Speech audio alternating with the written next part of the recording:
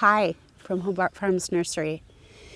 So I was sitting out in the yard today thinking about what a mess our garden was earlier this spring. And the truth is I should have taken a video because some of you may be saying the same thing. Oh my gosh, my garden is such a mess. How am I going to recover and actually catch up with the season with enough time to plant something meaningful? Well, my husband came to the rescue. Thank you. You're welcome. And I decided, look, you know what's going to make this season easier? It's going to be planting starts instead of seeds this year. So this video is about allowing yourself the luxury of going to the nursery and buying vegetable starts. This is lettuce. This is a great dark red romaine type.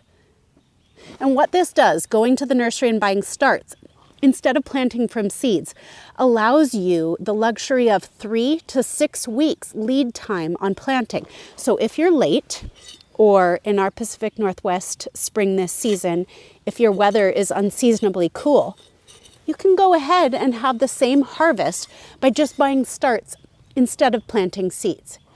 So if you're behind and you still want your garden, don't feel like you haven't succeeded by seeding your crops. Instead, go for the starts. It's a wonderful way to still have the opportunity to grow the vegetables for your family that you've always wanted, just with a little bit of an extra helping hand. Also remember, consider the size that you'd buy your vegetables in the grocery store. If this were a full head of red sale lettuce, it would be approximately this big around, right? So give it that amount of space in your garden bed when you plant those starts. That will also help to ensure that those vegetable starts are successful once in soil.